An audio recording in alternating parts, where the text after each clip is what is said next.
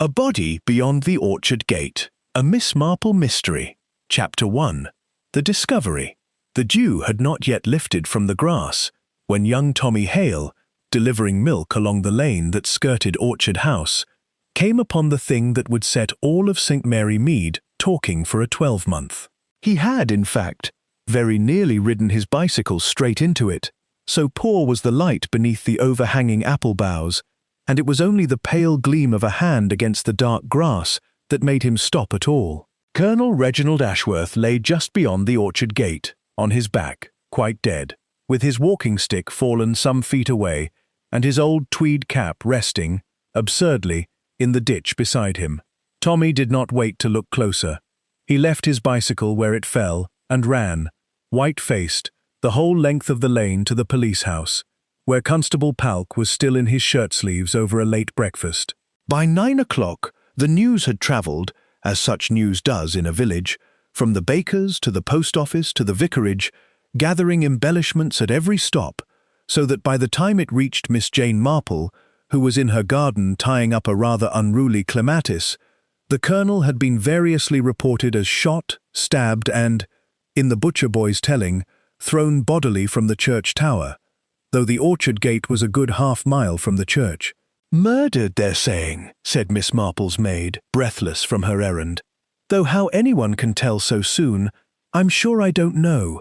Constable Palks sent for the inspector from Much Benham, and Dr. Haydock's been and gone already. Miss Marple set down her ball of garden twine, with the particular stillness that those who knew her well would have recognized as attention rather than surprise. She had lived in St. Mary Mead the better part of her life, and she had long ago concluded that a village was, in its essentials, very like a drop of pond water beneath a microscope. One had only to look closely enough, and all human nature revealed itself, magnified and unmistakable. "Colonel Ashworth," she said, half to herself. "Dear me! And found beyond his own orchard gate, you say?" "That's right, miss. And they do say the gate was locked. Locked from the inside, if you please, with the key in the colonel's own pocket when Constable Palk went through his things. Now how a man locks a gate behind him and then goes and gets himself murdered on the wrong side of it, I'm sure I couldn't tell you." Miss Marple made no immediate reply, but she resumed her tying of the clematis with rather more thoughtfulness than the task strictly required. Orchard House stood at the western edge of the village, a square, sensible building of grey stone, fronted by a lawn that the colonel had kept as trim as a regimental parade ground, and bordered along its northern edge by the orchard itself, some 3 acres of ancient apple trees, the pride of which were his prize Bramleys, for which he had twice taken the cup at the county show. The colonel had lived there alone these past 11 years, since the death of his wife, attended only by his housekeeper, Mrs. Ivy Trent, and a gardener who came in 3 days a week. He had been, by all village accounts, a man of exact and unbending habit. He breakfasted at 8, walked his orchard at 9, took his letters at the post office himself rather than have them delivered, and dined, without variation, at 7. It was this very regularity that had first alarmed Mrs. Trent, for the colonel had not come in to his dinner the evening before, nor slept in his bed, and it was she who had roused the village with her anxious inquiries before ever Tommy Hale found what there was to find. Inspector Slack arrived from Much Benham a little after 10, in the brisk and faintly aggrieved manner that Miss Marple had come to associate with him from previous unfortunate occasions, and set about his examination of the orchard gate with the air of a man who intended to have the matter settled by luncheon. The gate itself was an old thing of iron, hung between 2 stone gateposts, gone green with moss, and fitted with a heavy padlock that the colonel, punctilious in all things, had always kept oiled and in good working order. It was found, that morning, snapped shut, the key nowhere about the ground, until Constable Palk, going through the dead man's pockets with a squeamishness he did his best to conceal, discovered it lying with the colonel's watch, and his pipe, and a small quantity of loose change. "Which means," said Inspector Slack, straightening up with the satisfaction of a man who has arrived at a conclusion, "that whoever did this got out over the wall, or through the hedge further along, and left the colonel to be found on the wrong side of his own gate, with the key still on him. Suicide's out. A man doesn't strangle himself, and don't tell me a fall onto a garden rake does that to a man's throat. This was murder, and done by someone who knew this orchard very well indeed." It was, Miss Marple reflected, when she heard the particulars later that afternoon from Mrs. Bantry, who had heard them from the vicar's wife, a curious sort of murder to have chosen, for why go to the trouble of a locked gate at all, when the hedge, by every account, was neither high nor thick, and a man might step through it in a dozen places without inconveniencing himself in the slightest. She did not say as much aloud. She was, at that stage, no more than mildly interested, in the manner of a woman contemplating a knitting pattern that did not quite add up, and she went on with her gardening, and made no further comment beyond observing, gently, that it was a very great pity about the Bramleys, as no one now would think to thin the fruit, and the crop would very likely be ruined. There was, too, the small matter of the bruised apple, which Dr. Haydock mentioned almost in passing to the vicar, and which the vicar in turn repeated to his wife, who repeated it, embellished, to half the village before nightfall. A single Bramley, unripe still and hard as a stone, had been found some little distance from the body, deep within the orchard proper, rather than near the gate itself, bruised along one side, as though it had been trodden upon, or flung down hard, in the course of some struggle that had evidently begun well before the colonel ever reached the boundary where he was found.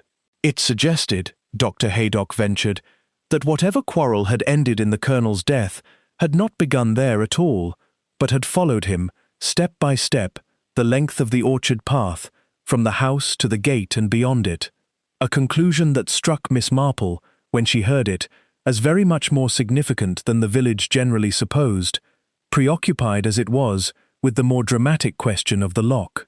She thought of the colonel as she had known him these many years, a punctual, upright man, not greatly beloved in the village for any particular warmth of manner, but respected, in the stiff, unquestioning way that villagers generally respect anyone of settled habits and comfortable means, whatever his private failings might have been. She had exchanged perhaps a dozen words with him in as many years, mostly concerning the weather or the state of his prize, Bramleys, and she found, turning the little she knew of him over in her mind, that she could not at all picture the sort of quarrel that might drive a man to follow him, in anger, the length of his own orchard in the dark. "It is always the things one cannot picture," she murmured to her clematis, "that turn out, in the end, to be the whole of the matter."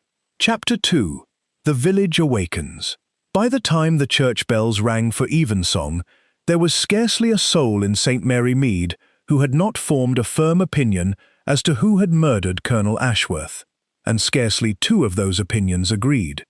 At the Blue Boar, the general view, fortified by several pints of the landlord's bitter, held that it was a tramp, for tramps, in the collective wisdom of the village, were always to be blamed for anything that could not otherwise be explained, despite the fact that no tramp had been seen in the district for above a fortnight, and despite the further inconvenient fact that no tramp of Miss Marple's acquaintance had ever troubled to lock a gate behind him.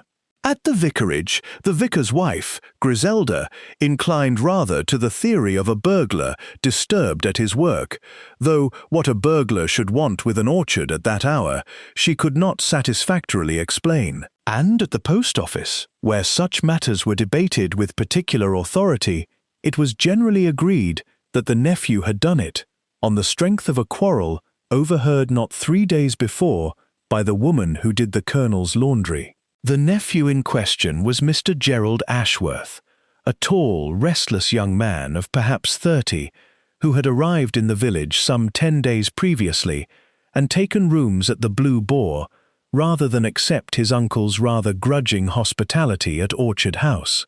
He was, it was generally known, the colonel's only living relative, the son of a younger brother killed in the war, and it was equally well known that uncle and nephew had not been on easy terms, the colonel holding decided views on his nephew's habits of racing motor cars and living beyond his means, and the nephew holding, in return, decided views on his uncle's parsimony.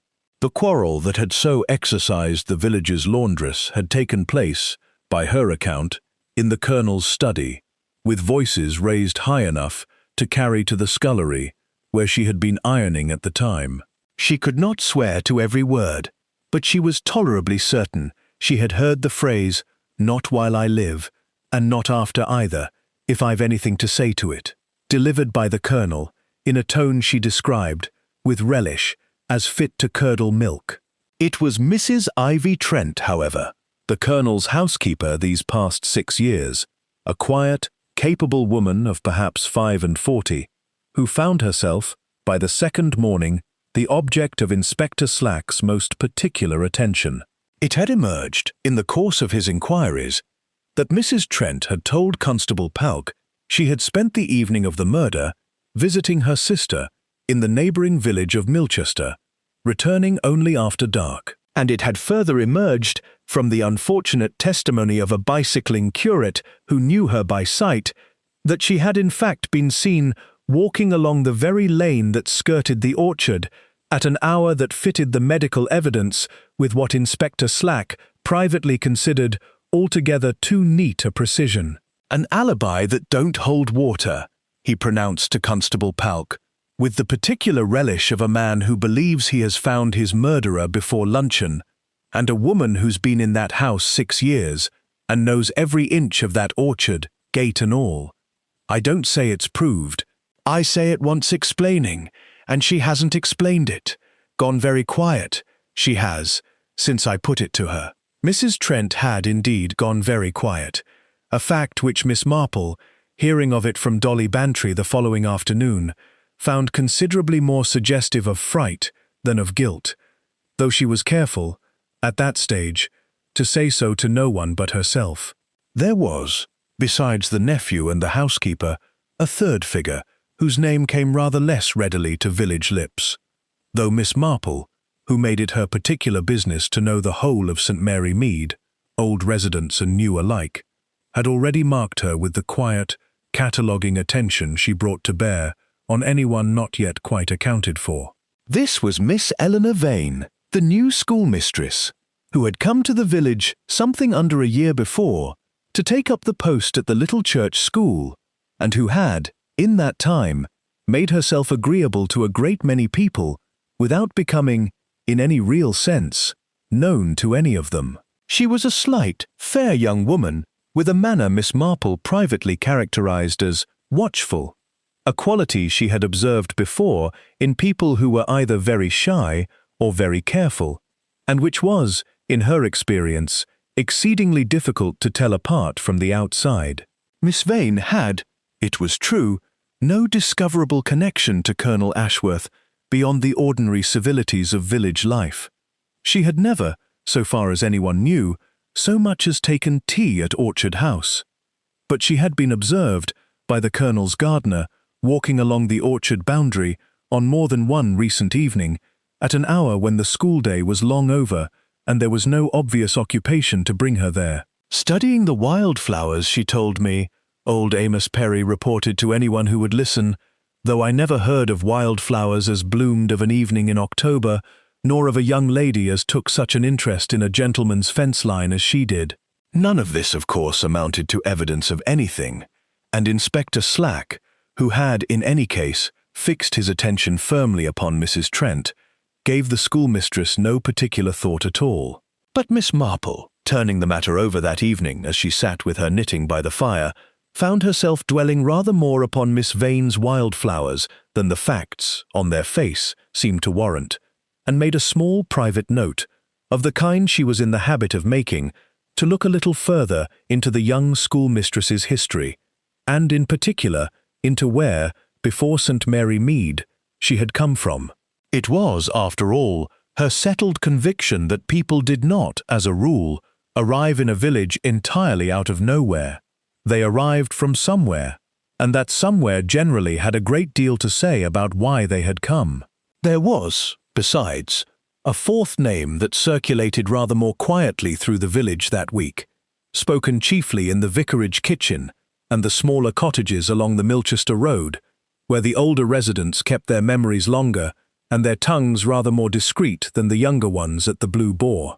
This was the name of the Colonel's late wife's family, the Denbys, who had once, 2 generations back, held a modest claim upon a corner of the very land the orchard now occupied. A claim long since settled, or so it was generally supposed, though no one now living could say with any confidence precisely how, or upon what terms.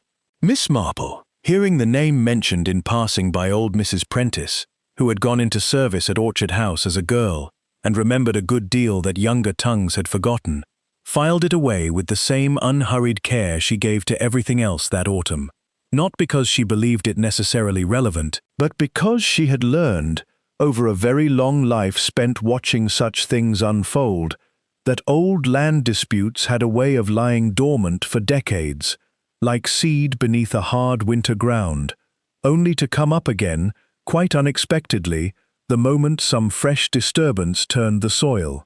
"Land," she remarked to her nephew Raymond, in a letter she wrote that same evening, more from habit than any expectation that he would take her seriously, "is a very much more dangerous inheritance than money, in my experience, because money can be divided quite cleanly, and land cannot.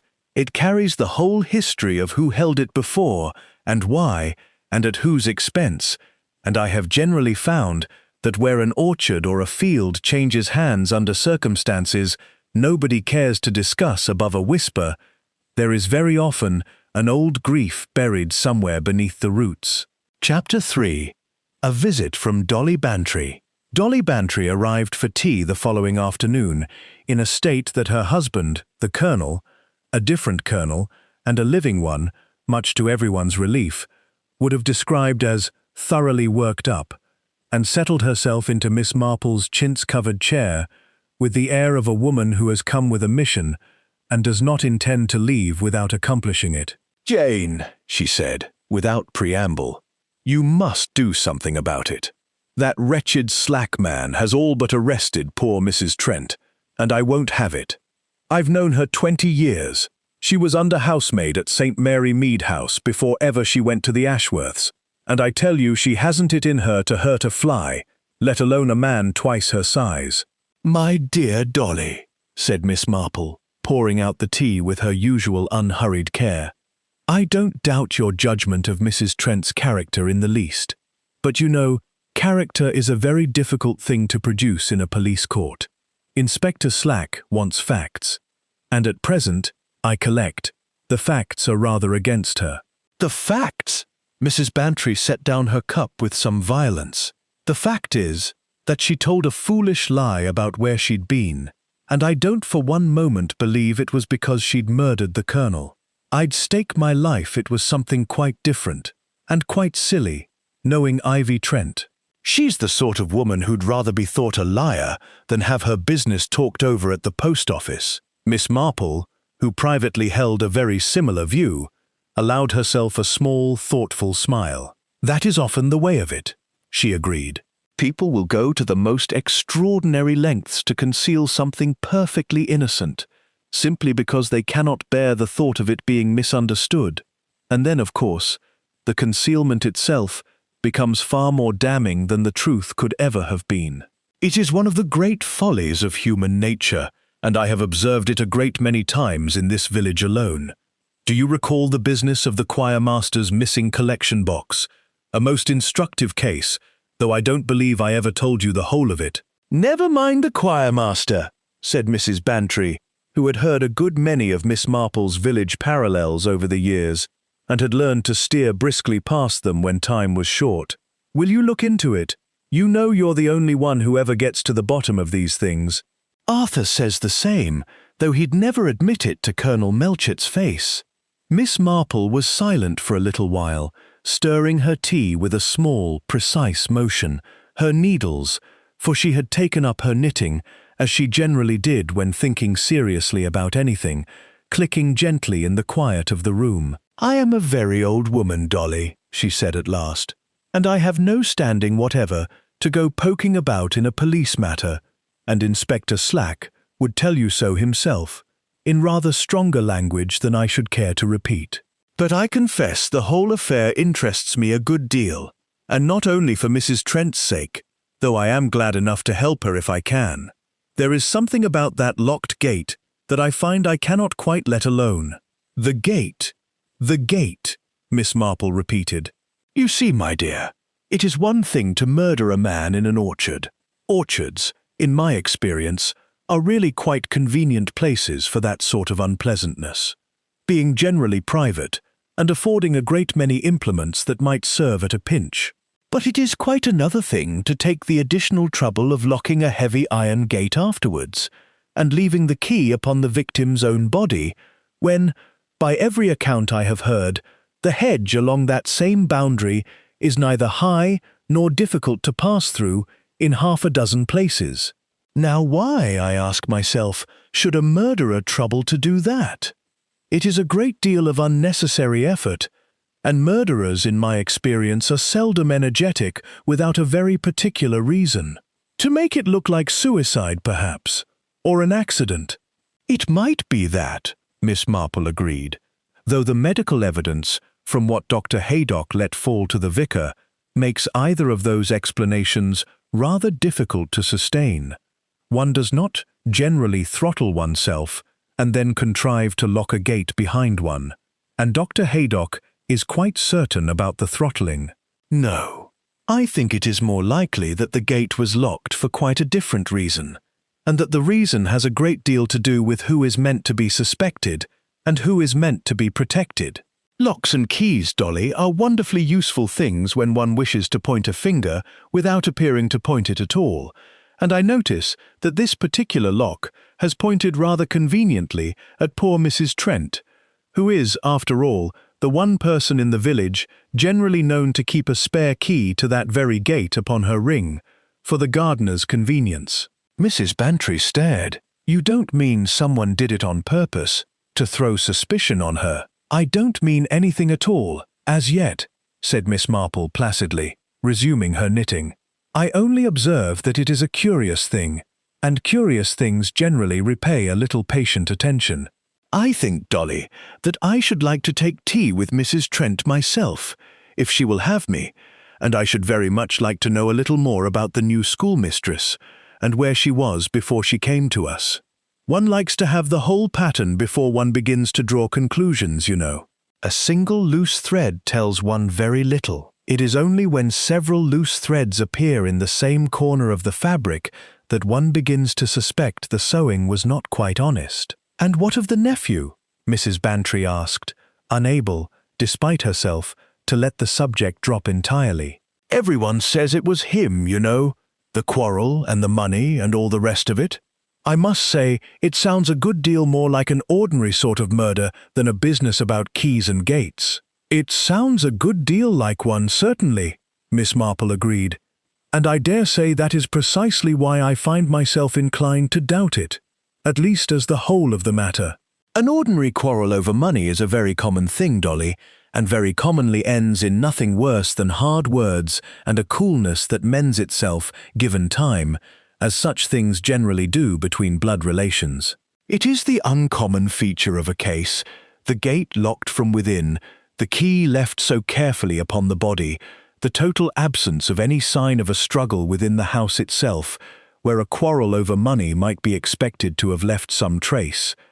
That generally points the way to what actually happened, rather than to what merely looks, at first glance, as though it ought to have happened. I have found, over a good many years of studying human nature in this village and out of it, that the obvious explanation is very often correct in simple matters, and very often quite wrong in complicated ones, and I have not yet decided which sort of matter this is likely to prove, though I own I am beginning to suspect it is a good deal more complicated than poor Inspector Slack currently supposes." Mrs. Bantry sighed, in the manner of a woman who has asked for a straight answer and received, instead, a small lecture on human nature however interesting. Well, I only hope you're quick about it, Jane, whatever it turns out to be. I don't like to think of that poor woman sitting in that house with the whole village whispering about her, and I don't like to think of Gerald Ashworth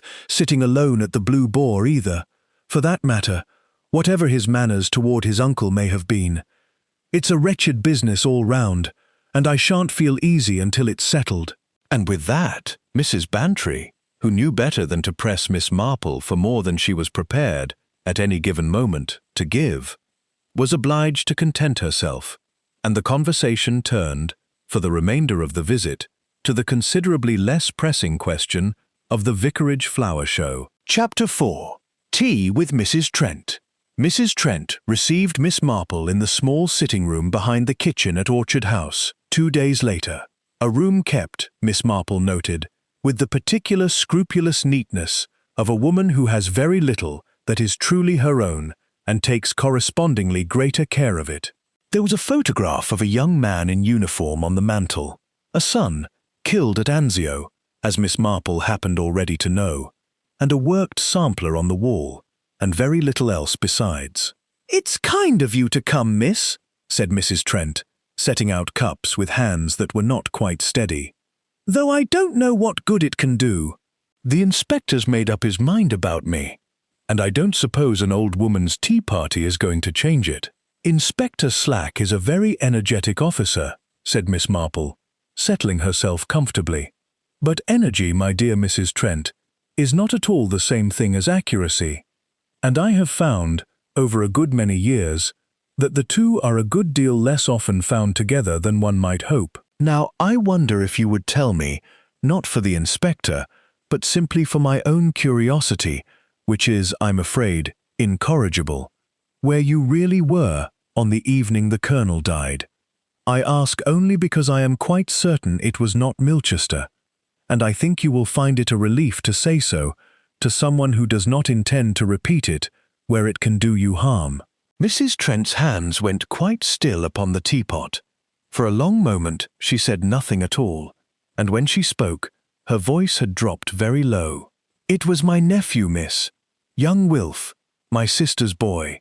He's got himself into trouble again. Gambling debts. And there was a man come round to the house, asking after him in a way I didn't like the sound of at all.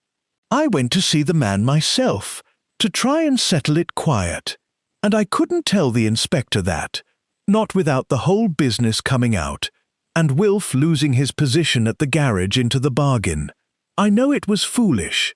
I've regretted the lie every hour since I told it. I thought it would be something of that kind," said Miss Marple, not without sympathy.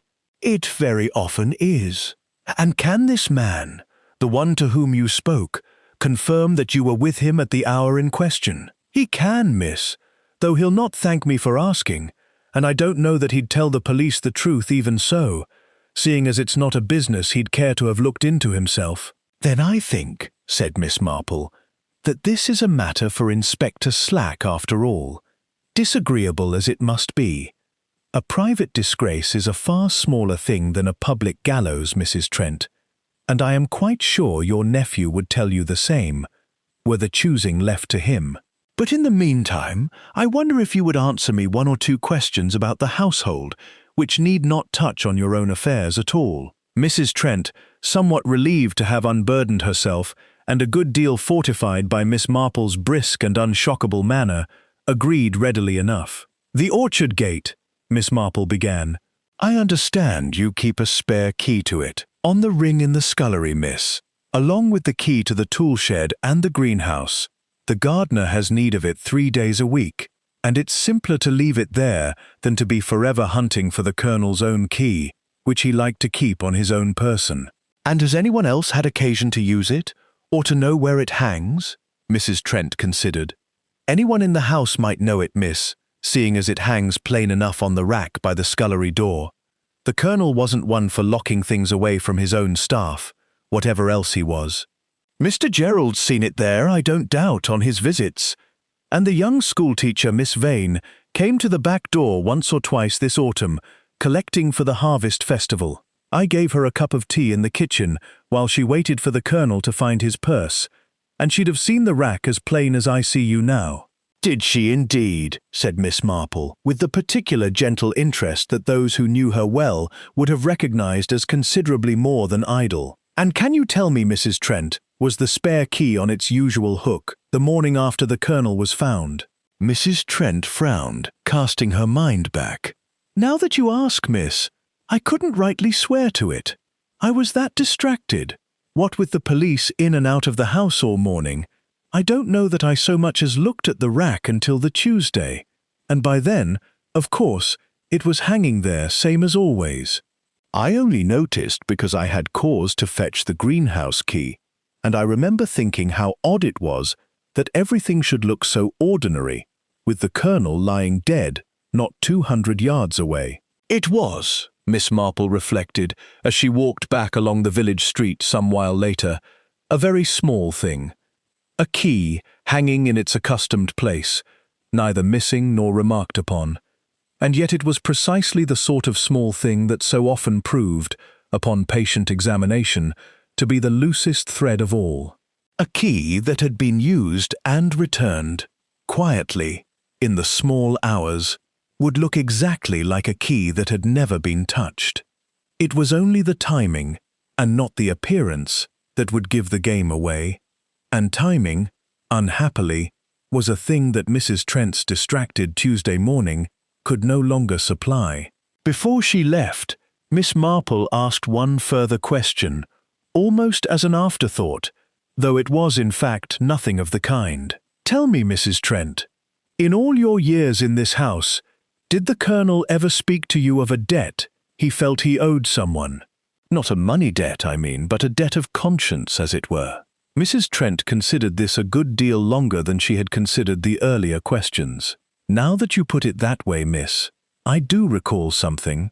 Some weeks back, a month, perhaps, before he died. He came in from the orchard one evening, looking as grey as I ever saw him, and when I asked was he unwell, he said to me, 'Trent, a man can go 30 years thinking he's done nothing worse than his duty, and then find out in an afternoon that he's done a good deal worse than that.' I didn't like to ask him more, it not being my place, but I've thought of it many times since, and wondered whether it hadn't something to do with what came after." "I think it very probably had a great deal to do with it," said Miss Marple gravely, "and I am obliged to you for remembering it, Mrs. Trent. It is precisely the sort of small remark that people forget to mention, believing it of no consequence, and which very often turns out to be of the greatest consequence imaginable." She resolved, walking home in the mild autumn sunshine, that her next call must be upon the schoolmistress herself, though she thought it prudent on reflection to approach that particular acquaintance a good deal more obliquely than she had approached Mrs. Trent's. Chapter 5. The Nephew's Story. Miss Marple found Gerald Ashworth at the Blue Boar the following morning, seated alone at a table by the window, with a cold cup of coffee before him, and an expression of such thoroughgoing gloom that the landlord's wife had twice inquired, with more curiosity than sympathy, whether he was quite well.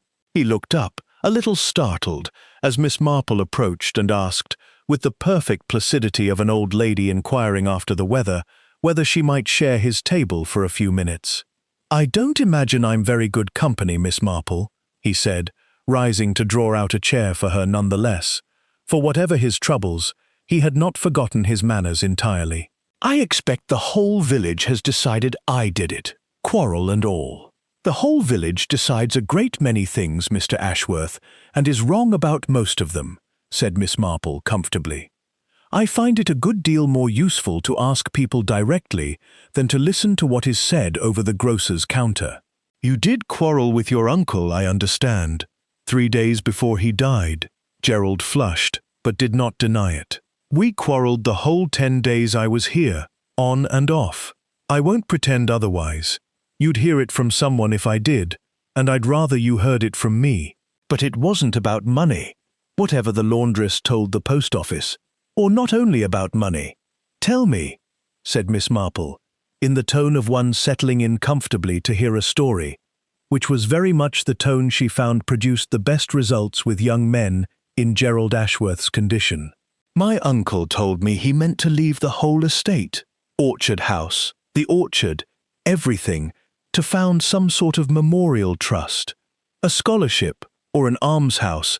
I never got the particulars quite straight. He wasn't inclined to give them to me in any generous spirit.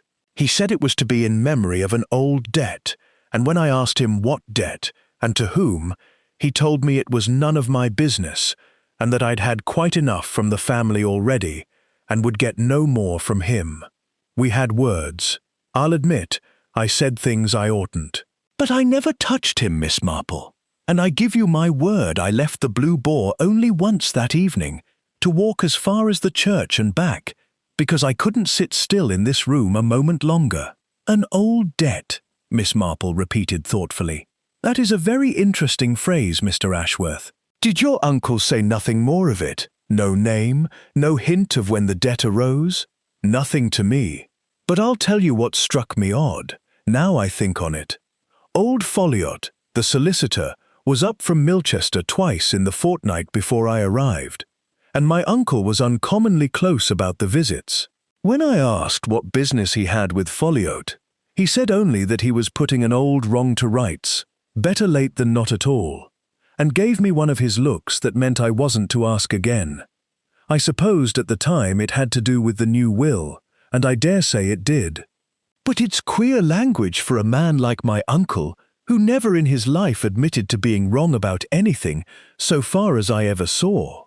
Miss Marple sat for a moment in thoughtful silence, her small blue eyes resting on the young man with an attention that he found, though he could not have said why, rather more reassuring than uncomfortable.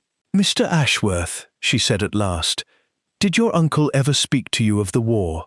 Of his service, I mean, the years before you were born, or when you were very small?" "Hardly ever. He'd talk regimental dinners and old comrades readily enough if you got him going after a glass of port, but he never spoke of the fighting itself, and my father, his brother, died in it, so I never much liked to press him. There was one thing, though." Gerald frowned, casting his mind back. "Years ago, I must have been 18 or 19, I found an old photograph in a box in the attic here, when I was staying one summer. A group of young officers, my uncle among them, and one of them had been scratched out with a pen, quite deliberately, so you could only make out the shape of him and not the face. I asked my uncle who it had been, and I have never in my life seen a man's face change so fast. He took the photograph from me without a word, and I never saw it again, and I never asked him about it a second time. I'd forgotten the whole business until just this moment." "A scratched-out face," said Miss Marple softly. "How very suggestive. And you do not recall, I suppose, whether there was a name written anywhere upon the photograph? On the back, perhaps? There was something, now you mention it. A date, and a place. Italy, I think, and a name or two beneath the row of faces, though I only glanced at it the once, and I couldn't swear to the spelling after all these years. Carslake, or Carslow, something of that sound. Why, Miss Marple? Do you think it matters? There's one more thing," Gerald added, as Miss Marple made to rise. "It's a small thing, and I don't know that it signifies anything at all, but you did ask me to tell you whatever I could remember. My uncle had a visitor the week before he died. Not Folliot, someone else, a young woman, though I never saw her clearly, only heard her voice through the study door one evening when I'd come to try, for the dozenth time, to make my peace with him before I gave up and went back to town. I couldn't make out what was said, only that my uncle's voice was very low and very unlike himself, gentle, almost, which I'd not heard from him in years, and that the young woman left by the garden door rather than the front, which struck me as odd at the time, though I thought no more of it until now." "Did you see her face at all, even in passing?" "Only her back, going out across the lawn toward the orchard path, in the last of the light. Fair hair, I think, and a grey coat. I couldn't swear to more than that, Miss Marple, and I wouldn't like to point a finger at anyone on so little." "No," said Miss Marple, "and I should not ask you to. But I think you have given me a very great deal more than you realize. All the same, and I am grateful for it." She rose and gathered up her gloves with the air of a woman who has got a good deal more from a conversation than she had strictly expected. "I think it may matter a very great deal indeed, Mr. Ashworth, and I am obliged to you for your candor. I think, too, that you have done yourself a considerable service this morning, though you may not see how, quite yet. I should not distress yourself further about the quarrel. The dead, you know, are a good deal less interested in our regrets than the living generally suppose, and your energies would be better spent, I think, in helping me discover who it was your uncle owed that old debt to. I have a growing suspicion, you see, that it is the very key to the whole unhappy business." Chapter 6. The Question of the Key Inspector. Slack was not, on the whole, a man who welcomed the interference of elderly ladies in matters he considered strictly professional.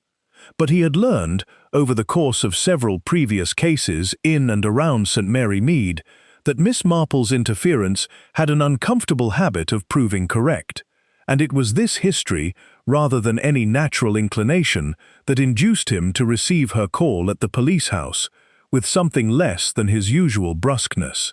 "I don't mind telling you, Miss Marple," he said, tapping his notebook against the table with the air of a man who has, nonetheless, decided to be patient, "that Mrs. Trent's account of her movements that evening has been confirmed.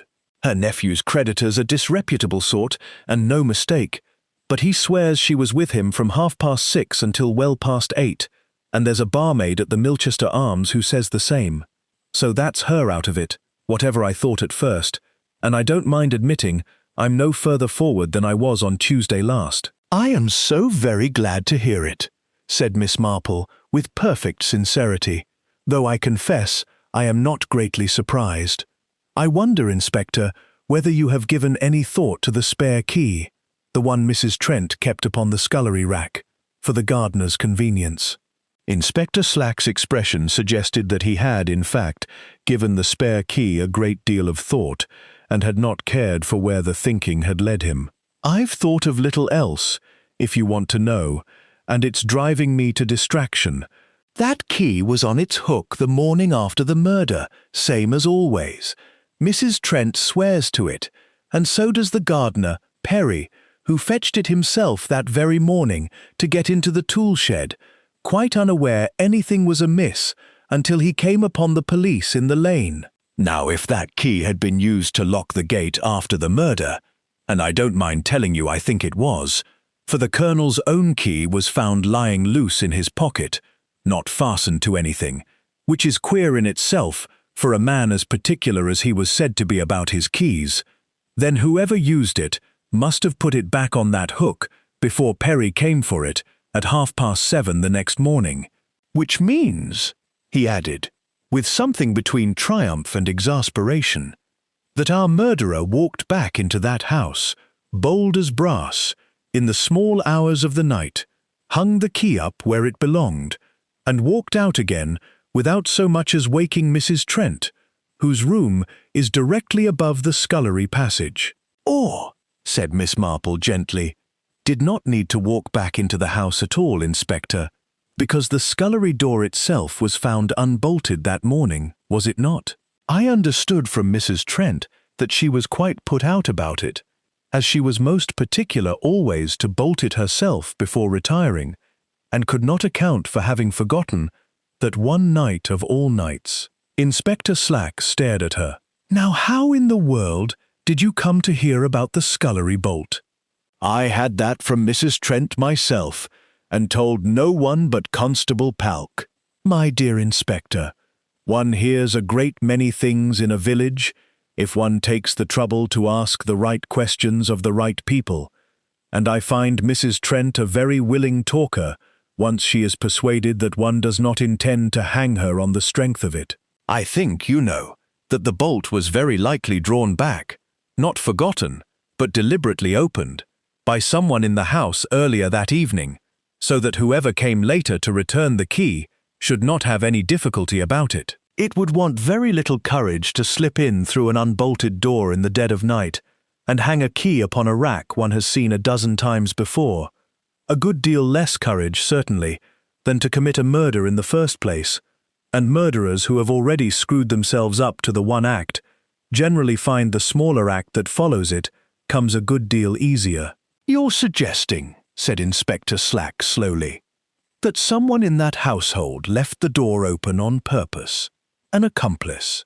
"I am suggesting no such uncharitable thing about anyone in that household, Inspector, and I should be very sorry if you were to go and accuse poor Mrs. Trent of complicity on my account, for I am quite persuaded she knew nothing whatever about it. I think it a good deal more likely that the door was left unbolted by a hand from outside.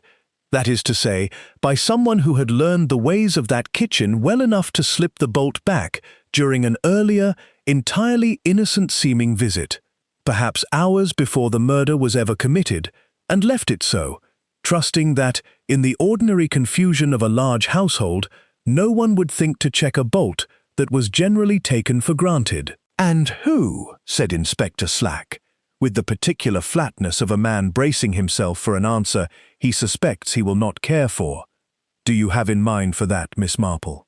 "I have several people in mind, Inspector, and I should not like to name any one of them before I am a good deal more certain than I am at present. It would be most unjust, and I have known injustice done in precisely this way before now, through nothing worse than an old woman's impatience to appear clever. But I will tell you this much, since I think you have earned it for your patience with me. I believe you should ask Amos Perry, the gardener, whether the tool shed key and the orchard gate key are kept upon the same ring as the scullery door key, or upon a separate one. And I believe you should ask him, further, whether he has noticed, these past weeks, any callers at the back door who had no very obvious business being there." Inspector Slack, to his credit, did not waste the suggestion. He had Amos Perry brought in that same afternoon, and the old gardener, once persuaded that he was not himself under suspicion of anything, proved a good deal more observant than his slow manner of speech generally suggested. The gate key, he confirmed, hung always upon its own small hook, separate from the tool shed and greenhouse keys, precisely because the colonel had been most particular that it should be easy to find in a hurry, in case of fire or the like, though I never in 11 years knew him to need it in a hurry for anything. And as to callers at the back door, here Perry grew thoughtful, turning his cap over in his gnarled hands. He did recall, now the inspector pressed him on it, that the young schoolmistress had come that way more than once in recent weeks, always of an afternoon, always with some small errand or other to justify it. The harvest collection, a message from the vicar, a book borrowed and returned. Pleasant enough young lady, and no trouble to anyone that I ever saw, but I did think it queer, once or twice, that she should linger so long over so small a business, and queerer still that she took to walking the orchard hedge of an evening after, when her business with the house was long since done. "There," said Miss Marple quietly, when Perry had gone, "is a very great deal more than Inspector Slack, I think, would have got from him without being told precisely where to look, though I do not say it proves anything whatever against Miss Vane, beyond a certain natural curiosity, which is, after all, no crime in a young woman new to a village and anxious to make herself useful in it." "You don't believe that for a moment, Miss Marple," said Inspector Slack, with the air of a man who has, by now, learned to read his companion's disclaimers a good deal more accurately than her words. "No," Miss Marple admitted, folding her hands in her lap. "I confess I do not. But I have been wrong before, Inspector, and I should very much rather be thought over-cautious than have it said of me that I hanged an innocent woman upon a gardener's gossip and a spare key. There is a great deal more to be learned yet, I think, before we are entitled to be certain of anything at all." Chapter 7. An Old Debt. Mr. Folliot, the solicitor, proved a good deal more difficult to draw out than either Mrs. Trent or young Gerald Ashworth had been, being a man professionally trained in the art of saying nothing whatever in the greatest possible number of words. and it was only through the joint efforts of Miss Marple's patient persistence and Inspector Slack's rather more direct official pressure that the truth of Colonel Ashworth's recent business with him began, some days later, to emerge. It concerned, as Miss Marple had suspected, from the moment Gerald Ashworth mentioned the scratched-out photograph, a matter reaching back very nearly 30 years, to the early spring of the Italian campaign, when a young Captain Ashworth, not yet a colonel, had commanded a company that included among its junior officers a Lieutenant Frederick Karslake, a gifted, high-spirited young man of no great fortune who had, by every surviving account, been rather better loved by his men than his commanding officer had ever quite forgiven him for. What precisely had occurred during the action in which Lieutenant Karslake lost his life, Mr. Folliot professed himself unable to say with certainty, the official record being sparing, and the colonel himself, in the solicitor's dealings with him, unwilling to be drawn beyond the barest facts required for the legal business in hand. But the barest facts, once assembled, told a story unpleasant enough in its outline.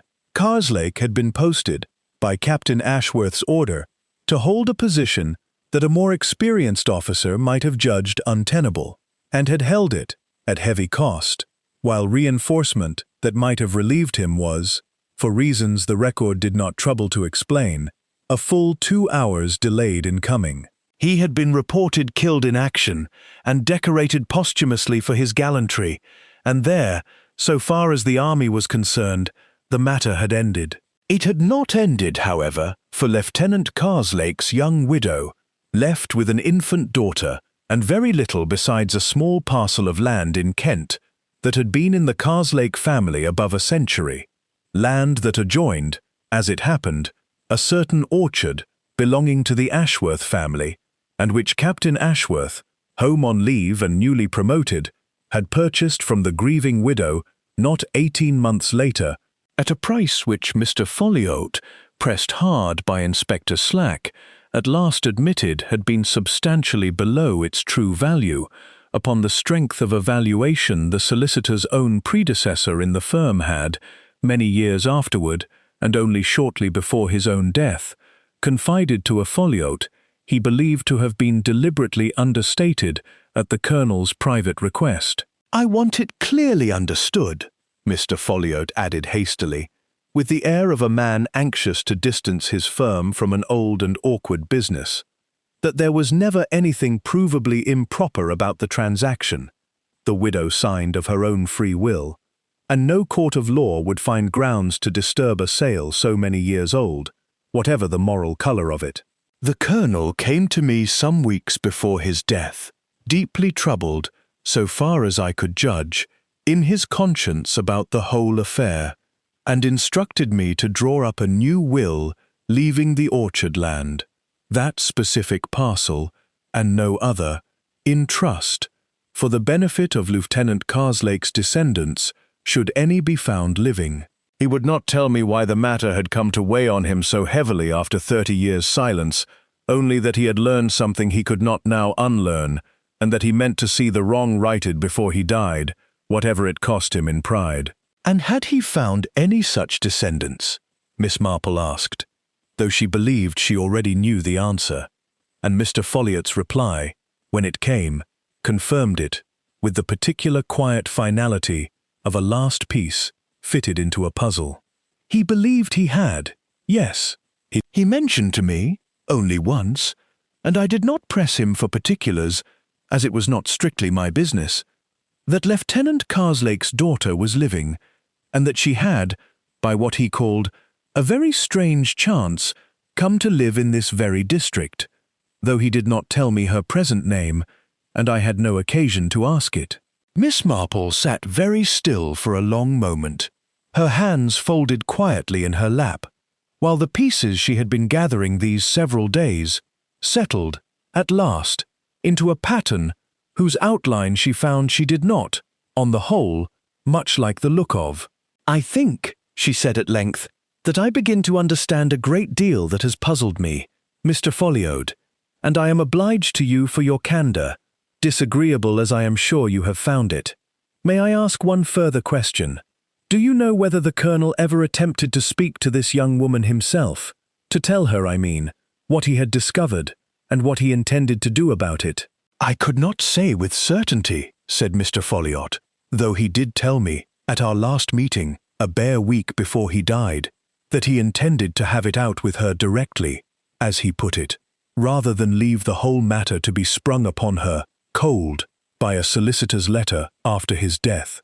He said he owed her that much, at the least, after everything else he had failed to give her. She thought, too, as she walked, of what old Mr. Folliot had let fall almost as an afterthought, that the Colonel's conscience had been stirred, by his own account, not by any sudden fit of remorse, arising unprompted from within, but by learning something he could not now unlearn.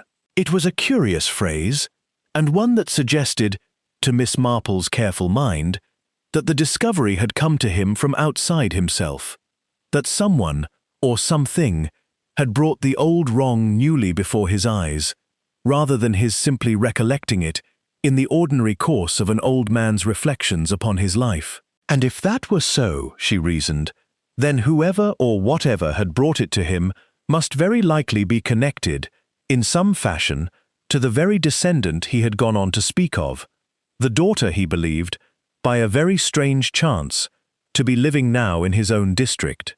It seemed to her, turning the matter over as she walked past the darkening hedgerows, that there were really only two ways such a discovery might have come about. Either the Colonel had, through some innocent process of his own, an old regimental acquaintance perhaps, or a chance remark at his club, stumbled upon the truth of where Lieutenant Karslake's daughter now lived, and had gone to Folliot of his own accord, unprompted by her, or else the daughter herself had found him first, and had chosen, for reasons of her own, not to declare herself openly, but to watch, and wait, and let the truth reach him by some other road, before ever showing her own hand in the matter. The distinction, Miss Marple thought, mattered a very great deal, for a woman who had waited patiently for justice to find its own way to her was a very different sort of person from one who had gone seeking it out, deliberately, with some end already fixed in her mind, before ever she arrived in the village. And it was this distinction, above all else, that she found she most urgently wished to settle before she allowed herself to draw any conclusion whatever about who had stood with the Colonel at that locked gate on the night he died. It was, Miss Marple reflected as she walked home through the fading autumn light, a very great pity, and a very human one, that a man's tardy attempt at honesty should so often arrive a full generation too late to undo the harm his silence had already done, and a still greater pity, though she did not yet know the whole of it, that an old wrong, patiently nursed through 30 years of grief, should so rarely be content, in the end, merely to be righted, when it had grown so very much more accustomed to being avenged. Chapter 8. The Torn Glove. The torn glove had been found, in fact, on the very first morning of the investigation, caught upon a splinter of rusted iron at the hinge of the orchard gate, though it had taken Inspector Slack's men some days to think it worth more than a passing note in the file, being no more than a small triangular scrap of grey wool, of the kind that might have come from any one of 100 gloves in the county. It was Miss Marple, turning the fragment over in her fingers at the police house, with an attention that made Inspector Slack visibly restrain his impatience, who first observed that it was not, in fact, shop-bought wool at all. You see the pattern of the knitting, Inspector, here, where the tear has not quite unravelled it. That is not a machine stitch, nor is it plain hand knitting of the ordinary kind. That is a cable stitch, worked in a particular twisted pattern that I have seen taught, to my certain knowledge, in only one place in this county, and that is the sewing circle that meets on Thursday afternoons at the Milchester Institute, under a Mrs. Adderley, who is, I believe, something of an authority on the old Scottish patterns, and rather proud of teaching them to her pupils. It is not a common piece of work, and I think, if you were to ask about, you would find there are a very limited number of gloves in this district, made up in quite that fashion. Inspector Slack, who had learned by now not to dismiss Miss Marple's small observations, however unpromising they appeared, sent Constable Palk to Milchester that same afternoon, and the constable returned the following morning with information that considerably narrowed the field.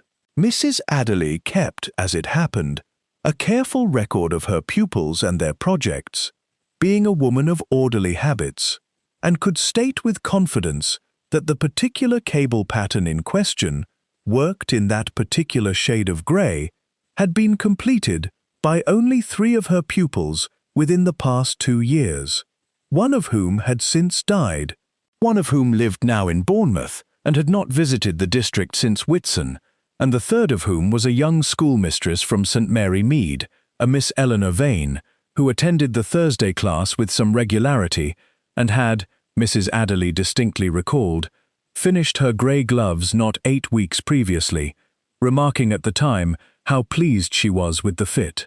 "Well," said Inspector Slack, with the particular grim satisfaction of a man whose earlier certainty about a different suspect has been thoroughly overturned, and who is now determined to make up for lost time, "that settles it, I should think. We'll want to see this Miss Vane directly, and I'll want to know a good deal more about where she comes from, and what she was doing walking that orchard boundary of an evening, wildflowers or no wildflowers."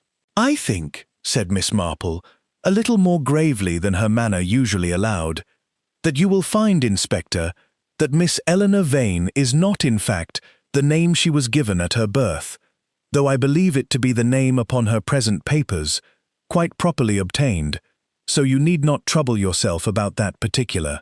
I made a few inquiries of my own, through an old friend who was for many years connected with the Diocesan Board of Education, and I have learned that Miss Vane came to her post here with excellent references from a school in Hampshire, where she had taught for some 3 years under precisely that name, but that before Hampshire, the trail becomes a good deal harder to follow, and my friend, who has an excellent memory for these things, tells me that a young woman of very similar description and very similar age was known some years earlier under the name of Frances Carslake at a small school near Tunbridge Wells, before she left, rather suddenly, upon what was given out at the time as family business. Inspector Slack was silent for a long moment, absorbing this. "Carslake," he repeated slowly, "the same name as the officer old Folliot told us about, the one that died out in Italy, whose land the colonel bought up cheap off the widow." "The very same, Inspector. I believe Miss Vane, or Miss Carslake, as I think we must now call her, to be the daughter of that unfortunate young widow, and the granddaughter of the land the colonel's family took from hers so many years ago. I believe she came to St. Mary Mead not by chance at all, whatever story she may have given out about the position appealing to her, but with a very particular purpose in view, though whether that purpose was, from the beginning, the one that came to pass in the orchard, I confess I am not yet wholly certain, and it is a distinction, Inspector, that I think matters a very great deal to how we are to understand what happened, and perhaps to how the law itself ought, in justice, to regard it." Before Inspector Slack could act upon his information, however, Miss Marple asked leave to make one further inquiry of her own. A small thing, she assured him, but one she thought would materially affect how they were to understand whatever Miss Vane might presently tell them. She called that same afternoon upon Mrs. Adderley herself, at the Milchester Institute, and learned, in the course of a conversation the good woman seemed rather flattered to have sought out, that Miss Vane had joined the Thursday sewing circle very shortly after her arrival in the district, not, as one might expect of a newcomer anxious chiefly to make friends, in the company of any other young woman of the village, but quite alone, and that she had asked, on more than one occasion, whether Mrs. Adderley had ever, in her long years of teaching, had a pupil by the name of Ashworth, or had heard that name connected with any family in the district. "I thought it an odd question at the time," Mrs. Adderley admitted, "seeing as everyone in these parts knows the Ashworths of Orchard House, and I told her so, and she thanked me, and let the matter drop, and never raised it again. I confess, I thought no more of it until you asked."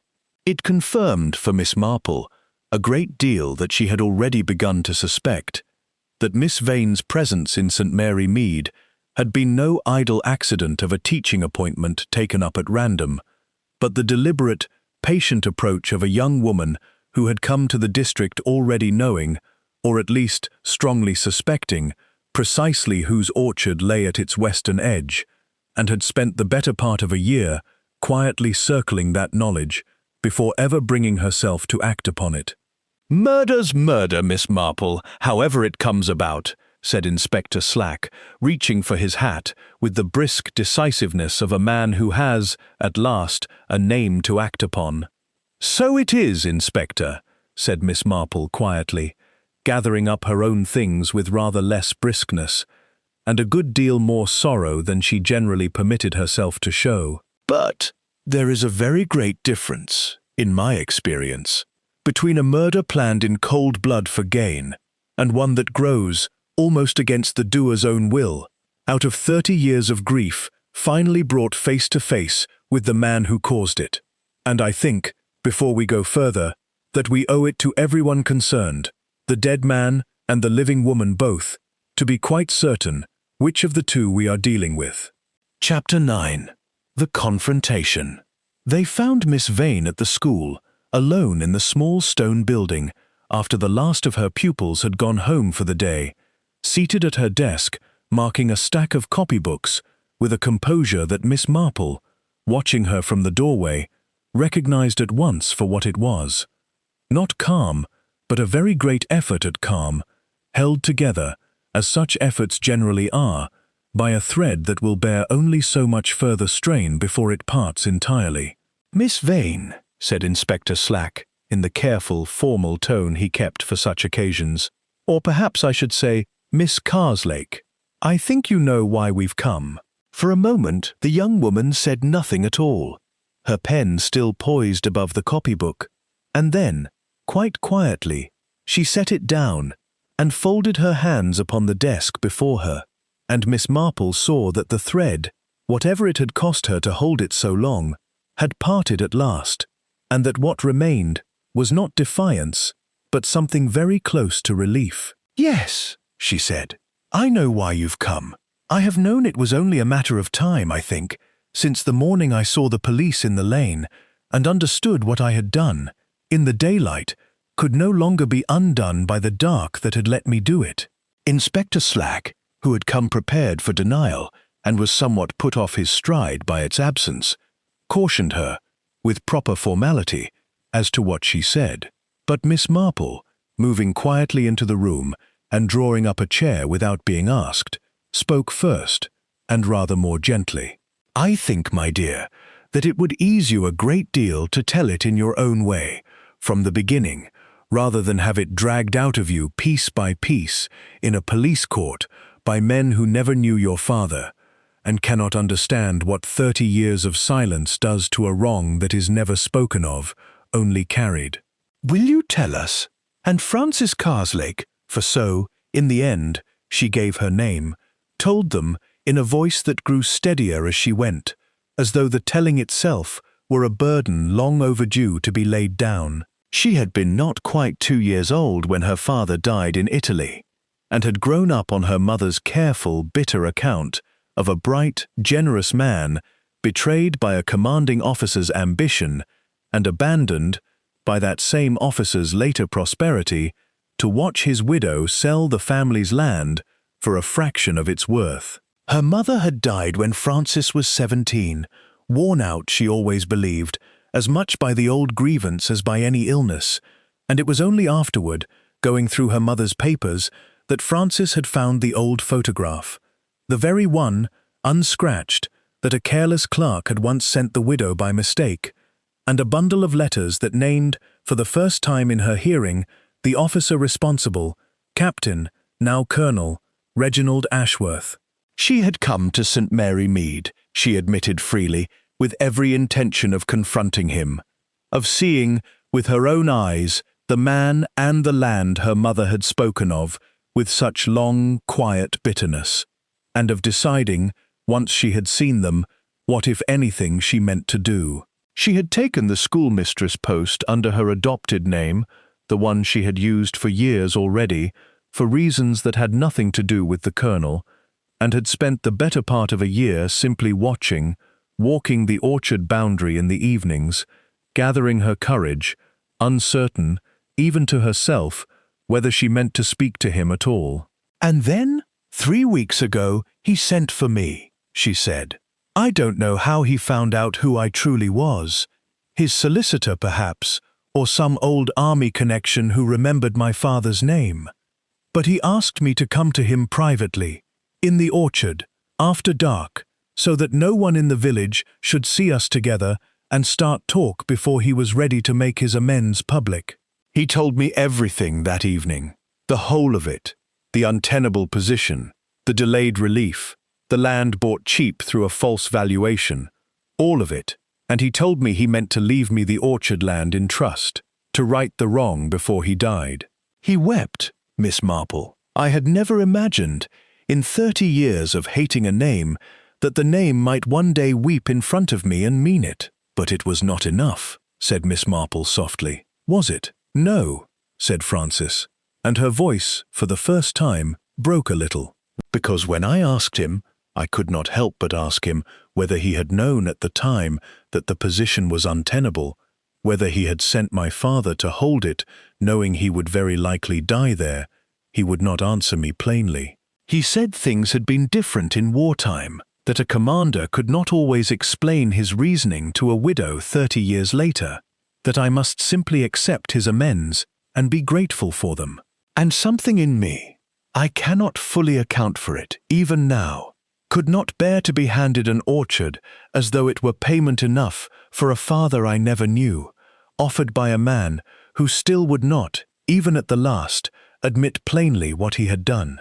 We quarrelled. He turned to walk back toward the house, saying the matter was settled and there was nothing more to discuss, and I caught his arm to stop him, only to make him answer me, and he threw off my hand so roughly that I stumbled against him, and he fell backward onto the path, and struck his head, and did not get up again. I did not mean it, Inspector.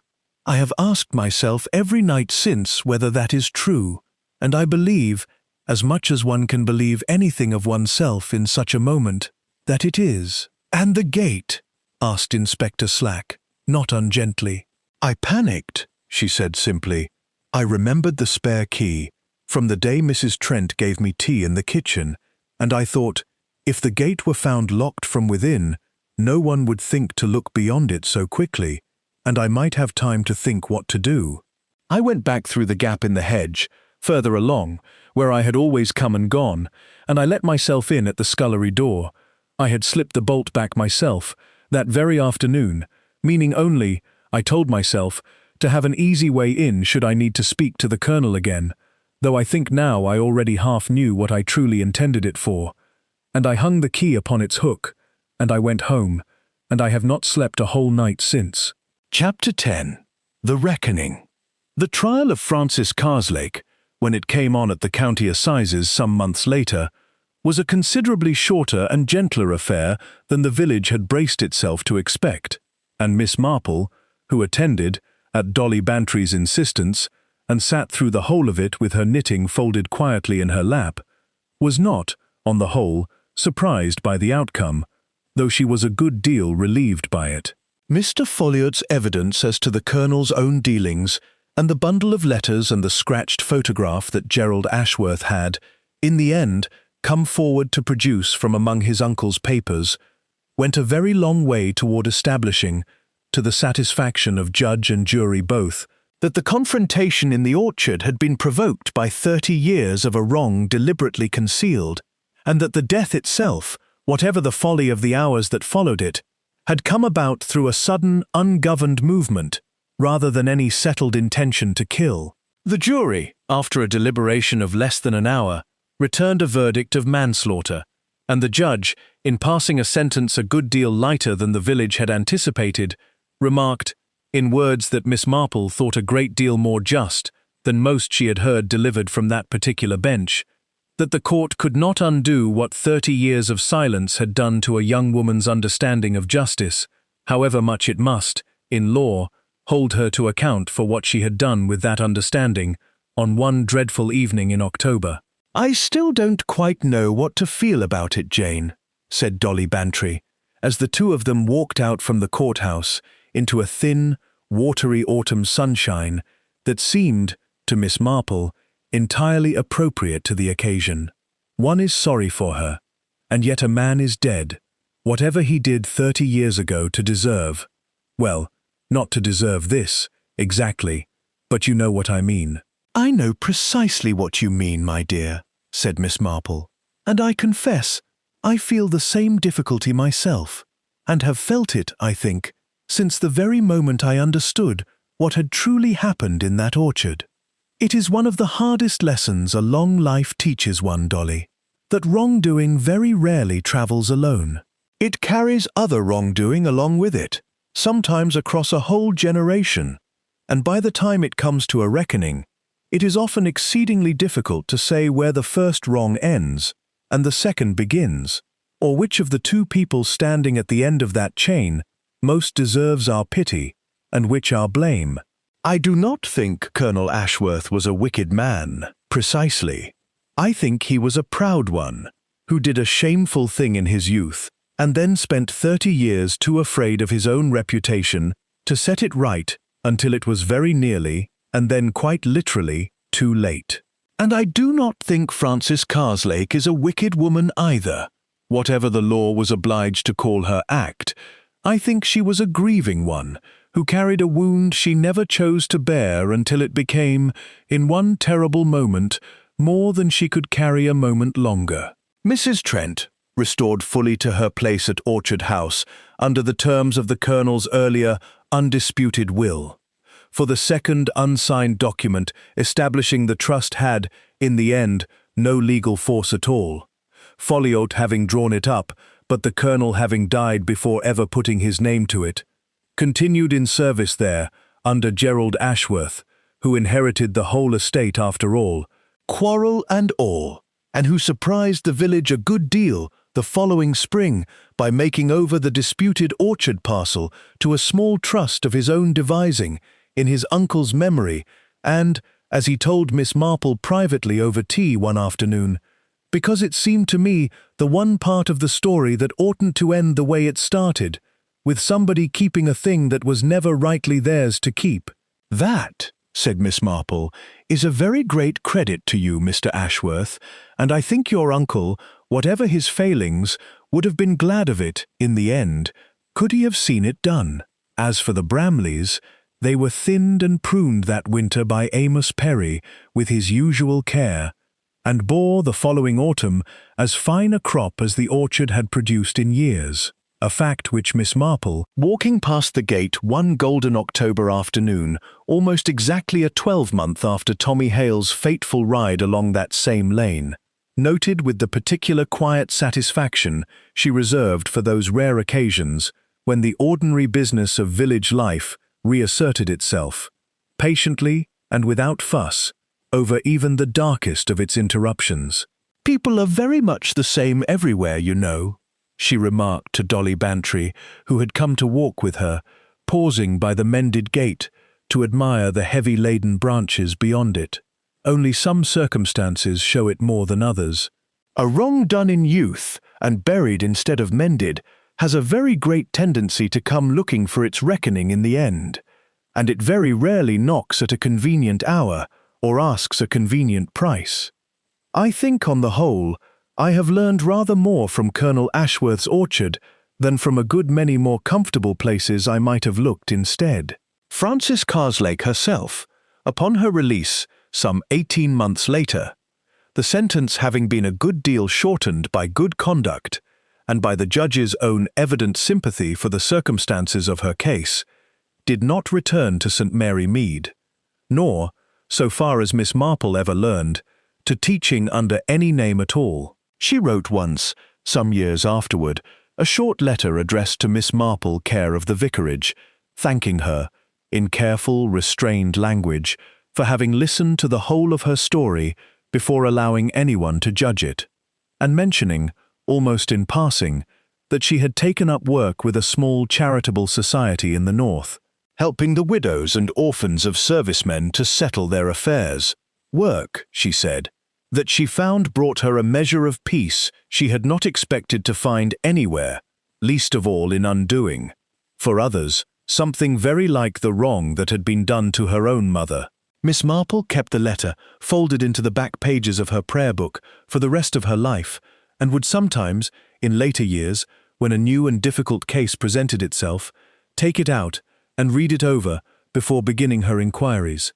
Not because it told her anything further about Colonel Ashworth or his orchard, but because it reminded her, she said, of the one truth she had found confirmed in case after case, over the whole long span of her observation of human nature, that the line between the wronged and the wrongdoer was very rarely so clean or so simply drawn as either the law or the gossip of a village liked to suppose, and that justice, properly understood, required a good deal more patience and a good deal more humility than most people, herself included, she was always the first to admit, found it easy to spare. And with that, she took Mrs. Bantry's arm, and the two old friends walked on together down the lane, past the gate and the orchard and the quiet grey stone of Orchard House beyond it, toward the ordinary, unremarkable business of the rest of the afternoon.